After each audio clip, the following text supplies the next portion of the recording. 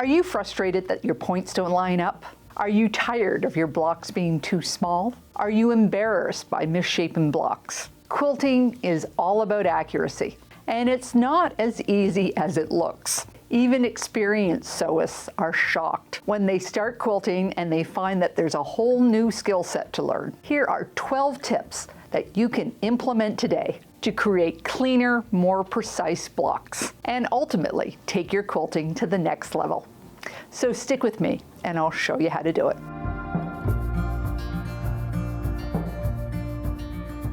Hi, I'm Karen Brown of Just Get It Done Quilts. I give you tips, tricks, and strategies to help you make the quilt that you want to make. And if you like what you see, please click that subscribe button.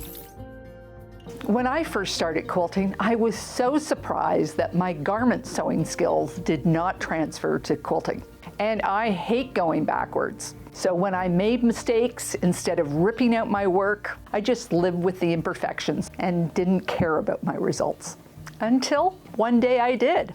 I still didn't want to fuss around though. So I realized that I had to improve my technique to get it right the first time. Here are 12 tips that might seem very simple or even minor, but they all add up to better results. Tip number 1 is start with flat fabrics. And that usually means giving your fabrics a good press to get rid of all these wrinkles, especially these deep ones that will probably need steam. You might think, oh, I'll get to it when I press the block. And that can lead to inaccurate results for 2 reasons. First, fabric shrinks when it's exposed to steam. And you'll want that to happen to your fabrics before it's sewn into a block. And second, uneven fabric can make for uneven cuts. Honestly, I resisted doing this step for years, but I saw such a difference in my results that now I do it every time, even my scraps. How many times when you're cutting are you doing arm origami as you try to cut around your ruler? When using a rotary cutter, always cut away from you. That ensures your safety and you maintain control of the blade. You also want your blade flat against the side of the ruler so that the cut is made right along the edge. When you are cutting around your ruler, your shoulder, your elbow, and your wrists get out of alignment, and the blade can easily flare away, leading to inaccuracies in your work. Instead, rotate your work. You don't need the expense of a fancy rotary mat. Just use a smaller mat and spin that. Also try cutting at the corner of your cutting mat. That way you can make a cut this way, and then you can move your whole body and then make a cut this way. This will give you better, more consistent results every time.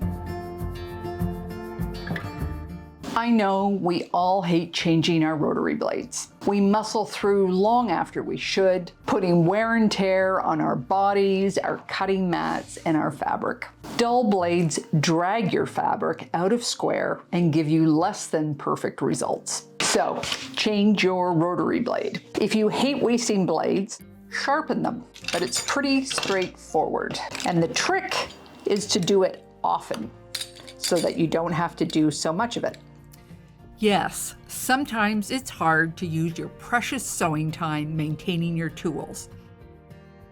And you might just prefer to buy your blades in bulk so that you can simply replace them. But there is no doubt that working with a sharp blade is easier and straighter. A fabric has 2 grains. It has straight of grain, which runs parallel to the selvage, and you can see it has very little stretch. And then it has cross grain that is perpendicular to that, and it has a little bit of stretch. And squares and rectangles that have sides cut with this grain are fairly stable, and they stay square as the blocks are sewn together and into a quilt. Now, our fabrics also have a diagonal, and this is called the bias. And you can see that it is very stretchy. So when we move into cutting triangles and diamonds, sewing becomes tricky, as these blocks have at least one side on the diagonal. And blocks that are made with seams on the bias are really prone to distortion, both while you sew and when you press. And of course, that affects our accuracy. So if you're a beginner, it might be best to save the quilt patterns with bias blocks until you become more experienced. But if you want to start with the hard stuff, and you're not the first quilter to do so, just be aware that as you sew, you need to be very aware of the stretch and manage it accordingly. Using a lot of starch when you first press your fabrics is a good start. However, there are some techniques that look really simple and maybe a bit magical as they transform fabric into blocks. However, they turn blocks that are normally on the straight of grain to ones that the edges are along the bias. And the two that come to mind are the 4 at a time half square triangle. This is where you take a square and you sew around the outside edge. Then you cut it into quarters on the diagonal. And the tube method for the half square triangle. This is where you sew pairs of strips together on both sides and then cut half square triangles with the long side along the seam allowance. So here's a regular HST. There's a little bit because that's the cross grain, and then this is the straight of grain, and there's hardly any stretch whatsoever. All these edges are on the bias and they are super, super stretchy. This is the tube method ones, and this is the 4 at a time method one. And as you sew them together, not only are the edges stretchy, but the seams will be stretchy, the block will be stretchy, the quilt top will be stretchy. And that makes sense that maintaining your accuracy will be a challenge. So before you commit to a pattern, take a moment and read the instructions, maybe do a test block to be sure that the techniques in the pattern match your skill level. The next 2 tips are like a chicken and egg situation. Which one comes first? The ledge or the 1/4 inch mark? A consistent 1/4 inch seam is key for accurate quilting. Investing in a 1/4 inch foot for your sewing machine will be a good start.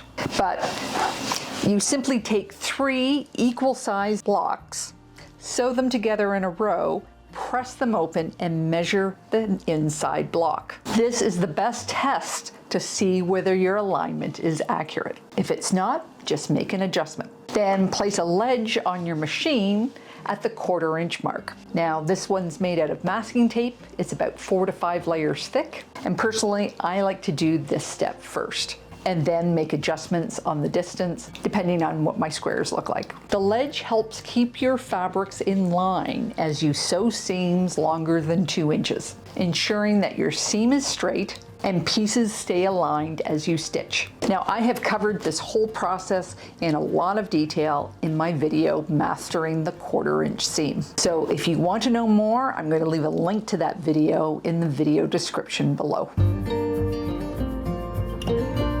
So sit directly in front of your machine, not to the left or to the right. You need your eyes staring straight down that seam edge. If your cutting table and ironing station is right beside your sewing machine, you may have to turn and twist as you sew. Or maybe your sewing machine is tucked into a corner like mine is, and it's hard to get in and out. And though you might start sewing in front of your machine, as time moves on, we end up half in and half out. So give yourself some room, or maybe it's time to take a break, because it's hard to be accurate if you can't see the sewing line. And make sure you have enough light to see what you're making.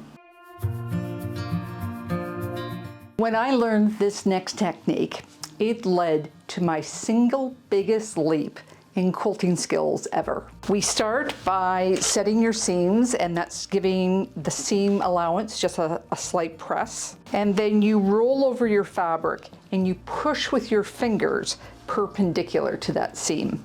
You don't want to be dragging your fingers along, you want to be pushing it straight over. So now when we press with a hot iron, there's no fabric left behind. And in over 10 years, I still smile when I flip over the blocks and the points line up. It just never gets old.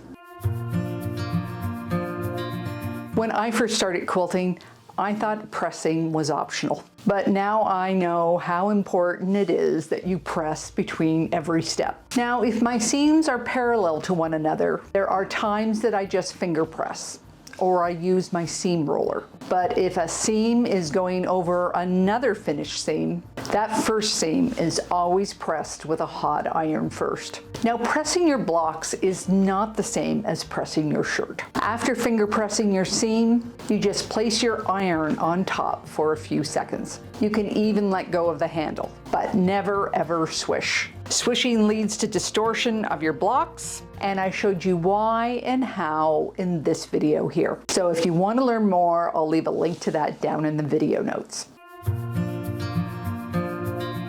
A quilt block with sharp defined points is the hallmark of a beautiful quilt. So it's always a good idea before you start to sew to know where your points are supposed to land so that you can take extra care to align them perfectly. You can mark the important spots with a pin or by marking your fabric with a pen or a pencil to ensure that your points are on target. If you have to make a quantity of the block, save yourself some grief and make yourself a template out of plastic or cardboard.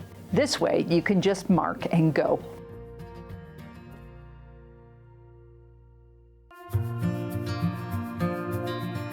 Don't rush. This is another lesson that I learned the hard way. Quilting is a marathon, not a sprint. And there's no avoiding that it takes time and patience. Rushing through the process not only leads to mistakes, it plays havoc with your accuracy. No matter if you have 5 minutes, 30 minutes, or all day to sew, there is no shame in slowing down and taking your time with each step. Stopping, making sure everything's aligned properly, folding a mini charm and placing it under your presser foot to get over those big bumps, and using a stiletto, seam ripper, or cuticle stick to keep your fabric straight to the final stitch.